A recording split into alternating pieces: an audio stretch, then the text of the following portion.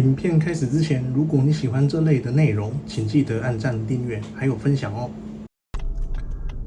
Hello， 欢迎收看无所事事，我是 Luke。今天想要跟大家聊的是我在打呼这条路上似乎找到了尽头。想说提供给一些有需要的朋友参考看看，这样。那如果有兴趣的话，再麻烦继续给他看下去。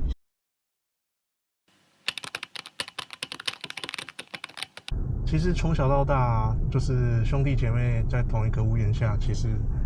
大家都是就是自然而然的不会去说明对方会不会打呼啊，就是不会特别去跟你讲有什么习惯，对。但是直到我可能大学研究所的时候，有机会跟同学啊一些朋友一起住的时候，大家才渐渐跟你讲说，你会打呼，但是他们不会跟你讲说你打呼很大声，对。那当然就是有几个比较好的朋友，就是直接就是会跟你讲说你打呼很大声啊，然后会吵到我之类的等等的。对，那打呼这件事情对我的影响呢，其实对我的影响，其实我就是不太喜欢在很大众，就是大家一起睡觉的一个地方，就是一起睡觉这样子，因为我不喜欢就是隔天起来大家对我有一个异样眼光，对，这是我非常不喜欢的。其实我在当兵的时候，第一个晚上睡完，隔天大家起来就在问说，谁打呼那么大声这样子，其实心里就会觉得非常的丢脸。可是这也不是我想要的一个，就是打呼很大声这件事情，它并不是我想要，我有意或者是我故意的，可是它就是这样子，你控制不了，对啊。我在服兵役的时候，其实我有去一些医院啊，去做一些睡眠诊断，包括台中荣总，然后台南医院，对。那在台南医院的部分的话，印象比较深刻是跟我讲说，就是我有去做睡眠门诊，然后他会跟我讲说，我的舌根比较肥大这样子，然后当时其实没有去做后续的一个处置啊，因为也不晓得能怎么办这样子，就只是发现病因。对，在整个过程中，我有去做的处置的话，就是拿胶带贴着嘴巴这样子，让自己看会不会打呼。那当然一定是没有效果的嘛，对啊。中间有做过的治疗，其实有包括可能在换工作的时候有比较多的时间，就想说去做个鼻中隔的矫正，还有下鼻甲的电烧。其实当初会做，医生就有说，其实它不一定能真正的改善打呼，对，因为其实主要是喉咙的气道，对，你改善了鼻子的通气，可是问题是你的呼吸道还是一样狭窄，或者是有一些赘肉等等的，其实老实讲没有用。那我当下会去做鼻中隔的部分，鼻中隔的矫正和那个下鼻甲的部分，主要只是想说呼吸一下，就是更多的氧气量看看，想说是不是平常的，就是氧气量不足，让自己的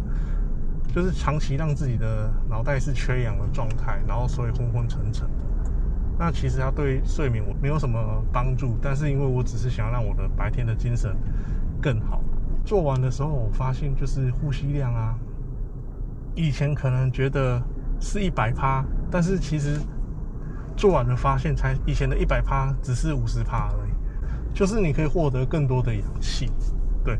那做完的时候其实就是通体舒畅，可是对打呼其实是没有帮助的，就只是老婆说，打呼可能比较小声一点哦，但是它其实还是有声音的，对。那而且这些东西都没有科学的数据，对，就只是一个人体的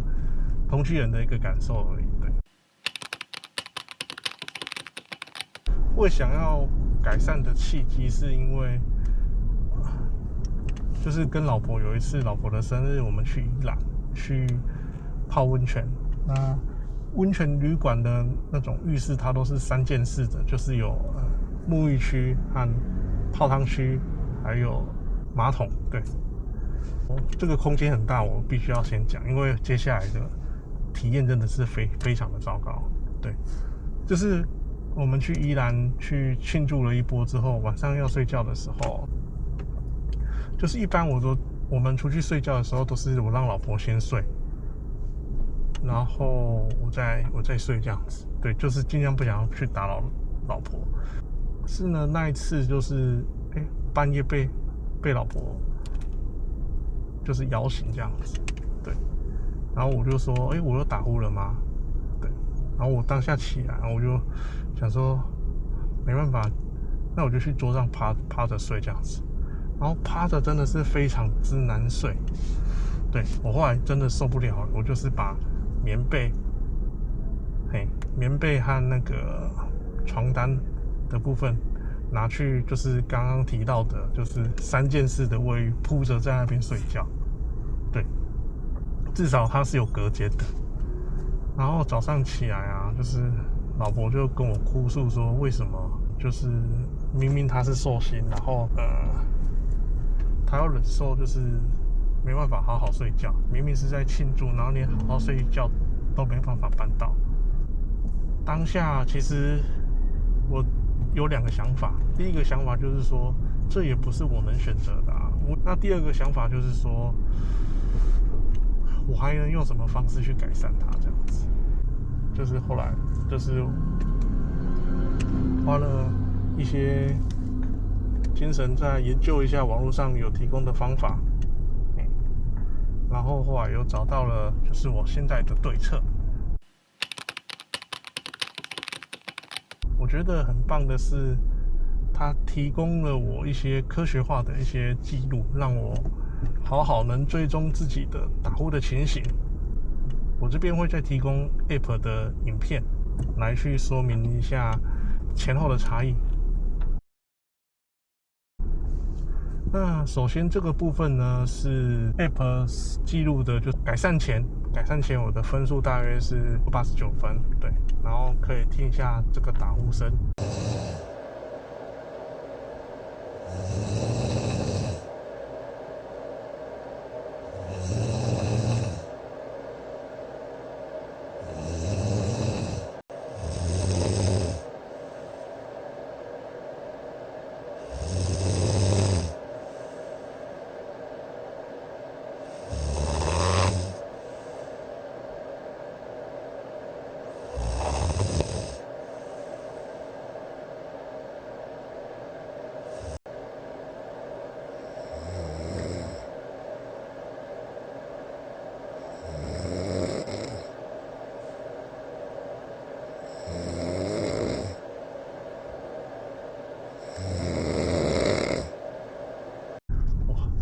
基本上整个晚上都在打呼啊。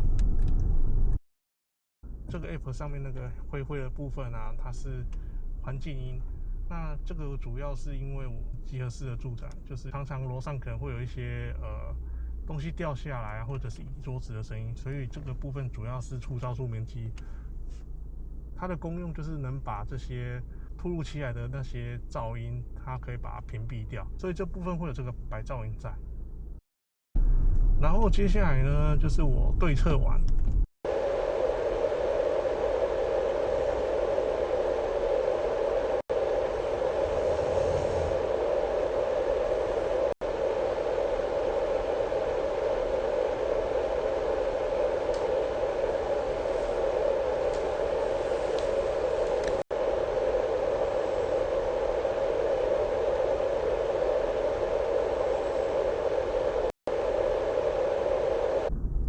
好，那再回来看一下那个改善后，可以看到就是基本上是没有然后我觉得就是很讶异，竟然可以这样子对策。那整体使用上的话，我觉得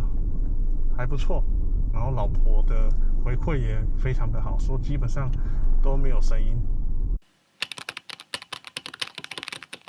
改善后啊，我长期使用下来，我发现它其实不是说常常都可以维持这么低的分数。那我自己平均使用下来，我觉得大约可能分数都是在10以下。那只要分数有来到双位数的话，我就会特别去注意。那目前有发生过双位数的情形，可能就是第一个就是说我的感冒，我的喉咙比较紧，就是我可以感觉到我可以吐痰，